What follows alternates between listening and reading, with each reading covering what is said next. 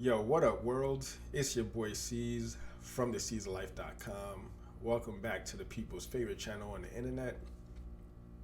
This message goes out to the year 2050 or 2045, somewhere in the distant future.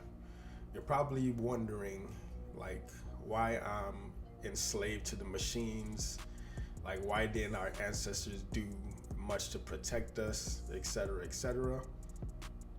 First of all, you guys are probably smarter than I am, you know what I mean? Especially with the advancement of technology. Or you guys are probably just slaves to them, as mentioned. But neither here nor there. I can't look into the crystal ball. All I can do is lay out the artifacts and you come to your own conclusion. Because you're adults now, you know what I'm saying? Anywho, this is the year 2023. Microsoft is laying off 10,000 workers. Big tech continues to lay off in that industry. The US hit their debt ceiling of $31.4 trillion. They probably raise it, but you know, who knows? Eventually, you know what I'm saying, they are going to make a deal. Don't get me wrong. They're not going to default on that because total chaos. But let's continue. Yeah, it's the year 2023. Big tech laying off workers, and what they're doing is dropping off that bag in Davos at the World Economic Forum, making decisions on your behalf. You know what I'm saying? Like Microsoft is about to have Sting perform. They're at the best suite in that city.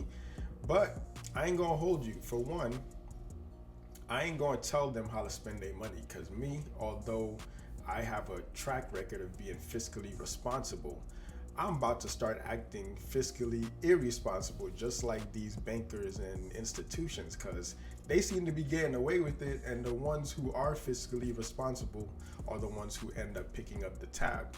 So I'm like, yo, why don't I just, you know what I mean, continue to stay dripped out, wearing my Jordans, wearing my Yeezys, my designer, you know what I'm saying, getting the shades on, looking good, smelling good, and just keep it pushing, minding my own business. Because they're going to have fun regardless. They're going to be taking their nice ski trips, you know, while their employees just suffer. The middle class suffer and picks up the tab. But that's me being fair. Like, I ain't going to lie.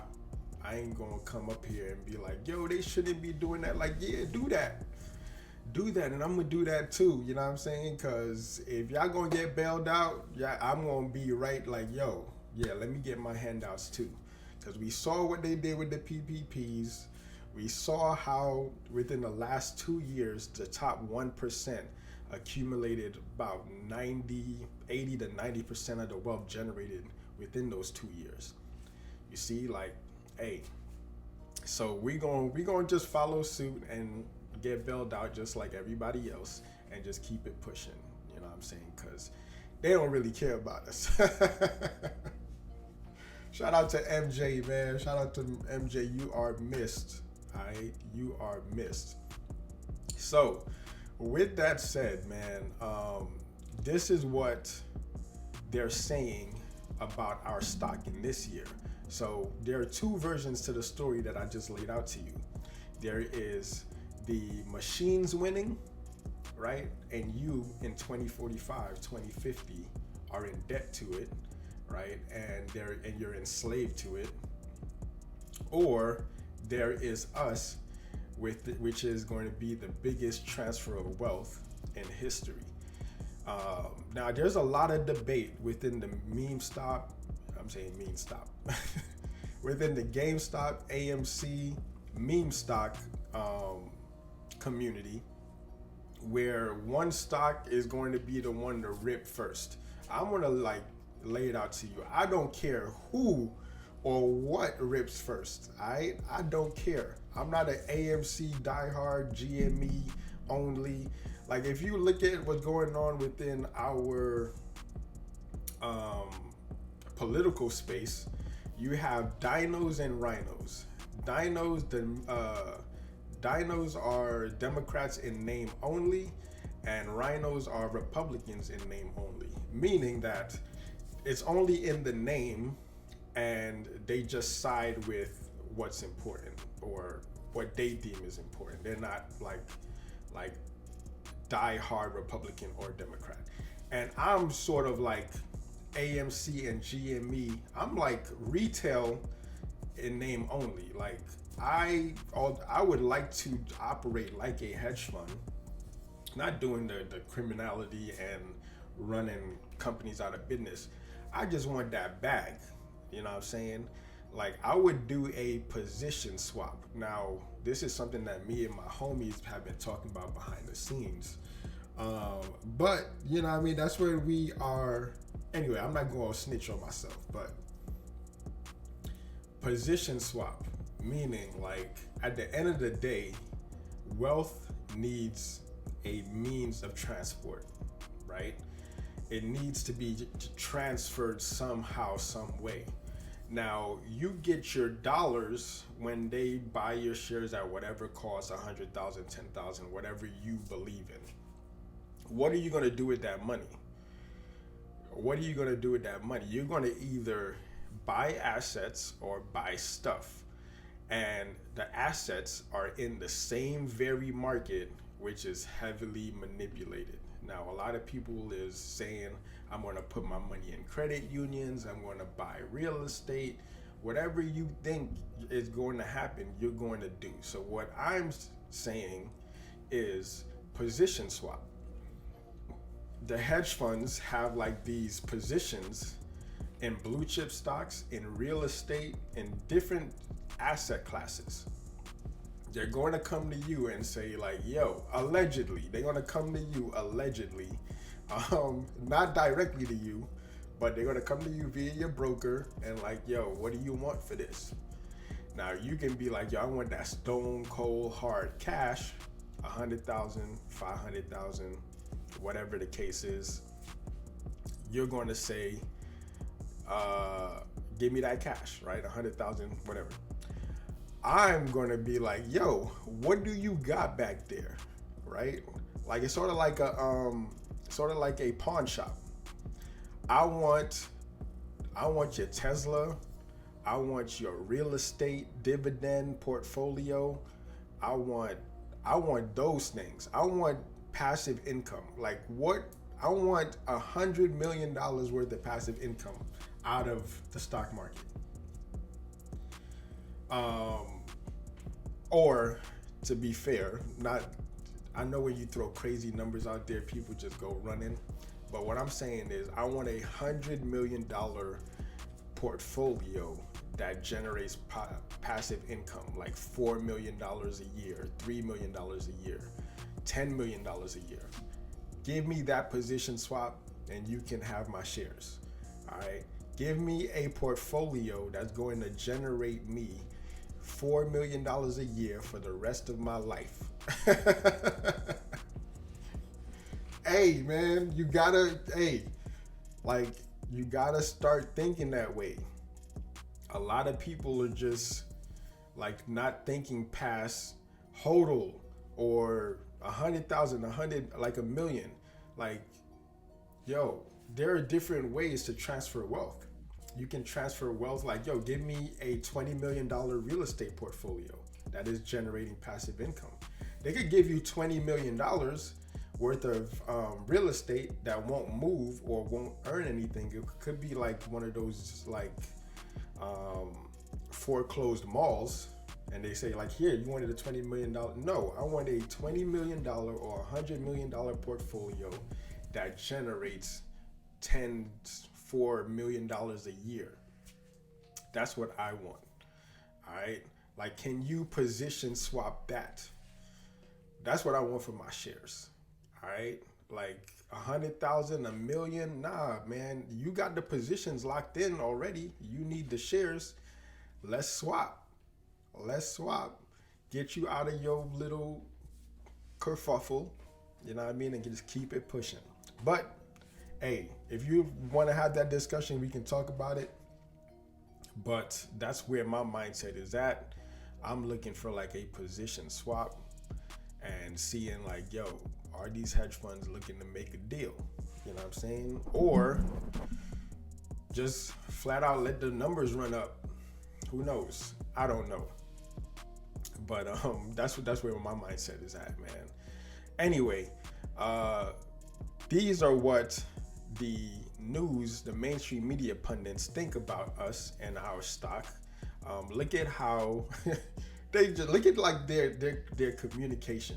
Like, this is how they communicate to retail investors, and they want us to take them seriously.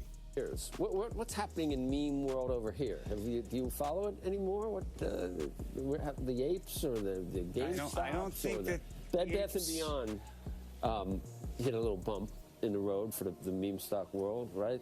That's not working out. I go to AMC a lot. I love the theaters. I love seeing things on the big screen. That said, is it going to work financially? That's the big question, right? They sort of have a two-year window here, maybe even less. They got to figure out how to make money and pay off the debt. That's the question. Can they raise enough money? They probably still have to raise some more money, and can they pay down the debt? And can the business get back to sort of pandemic, better than pandemic levels? Wanting the whole chain to succeed and to become a member of AMC and to get flavored popcorn, I can want those things, but still worry about it being a $3 or $4 stock. Yes. Right? Is that okay? I don't have to feel bad about myself for... You should never feel bad about yourself, Joe. Thank you, Andrew. So I want you guys to notice, whenever the mainstream media talks about us, they want to focus on fundamentals. Like, let me say that again, because it's going to go over a bunch of people's heads. Like, of course we should be thinking about fundamentals. Like, of course, like, that's what the stock market is ran on. No, that's the game that they want us to play. They want us to play the fundamental game so that they can play their racket in the back, right? Like, we play the fundamental game. It's sort of like sports and betting, right? It's like they want retail to play by the rules that they set, and they're in the background betting on the different companies that retail is thinking about jumping on, right? They run the plays up and they pump it and they dump it. So whenever they're like talking to you about fundamentals, like, ask yourself, like, why are they pushing fundamentals so hard? Because where would we be if they were talking about naked shorting and they were talking about the phantom shares out there?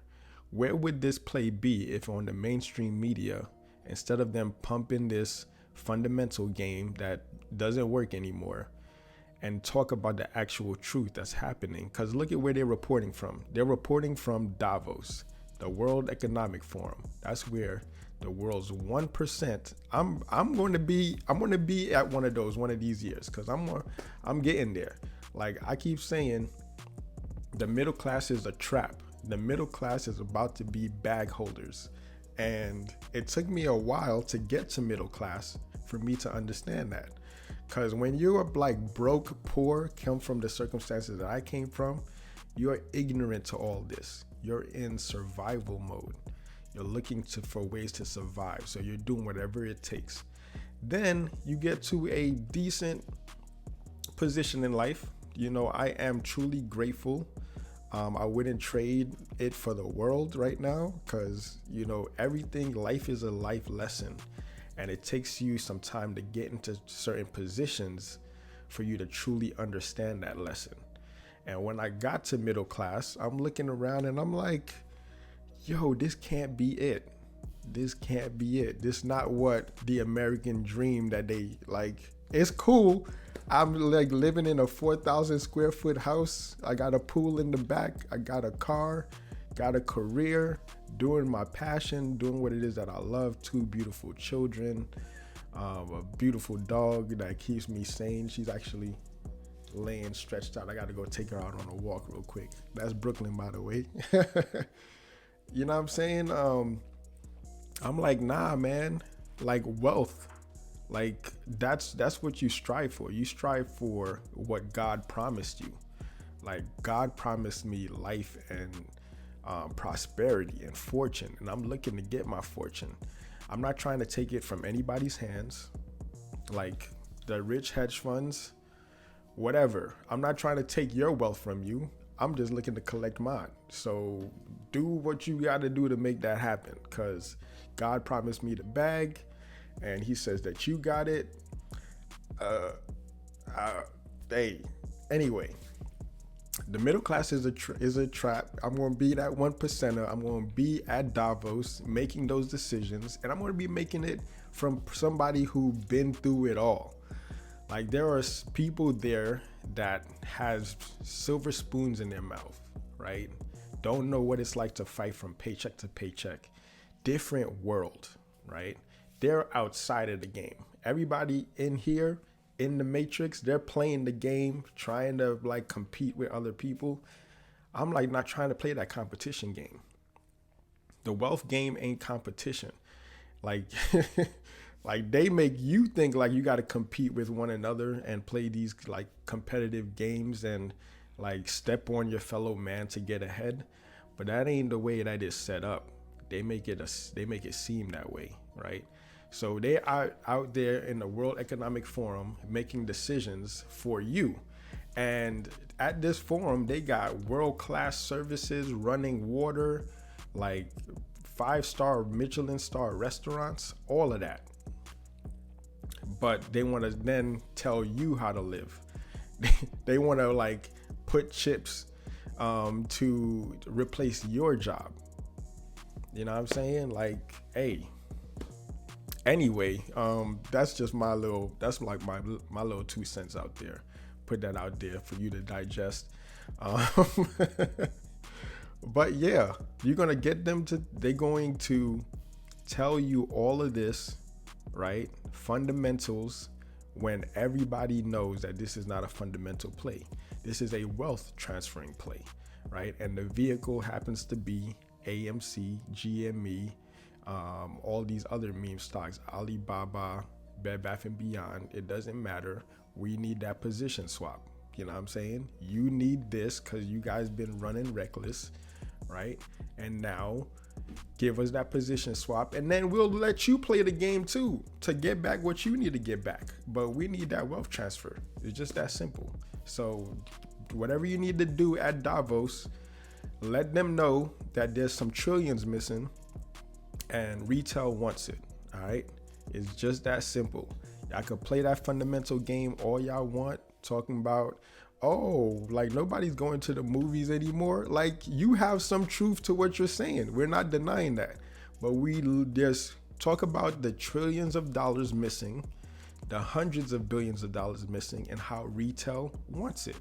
And it doesn't matter what play that you like push towards us, we still want those trillions in our pockets. All right, so find a way at that World Economic Forum, like that vaccine stuff. Y'all tried it last time, it didn't work. This time, figure something else out. You know what I mean? And then come talk to us. All right, anyway, again, that's my 2 cents. But let me know what you guys think, man. With these layoffs, like, are you at a tech giant? Are you, like, do you work for Uber? Do you work for Amazon? Do you work for Microsoft? Do you work for Tesla? Let us know if you are retail and if you work at one of these giant tech, and are you affected by these layoffs? All right, let us know, and we'll talk about it. We'll see what we can do to help everybody out. Anyway, thank you guys for watching. Don't forget to drink water, get money, mind your business. Till the next time. Peace out.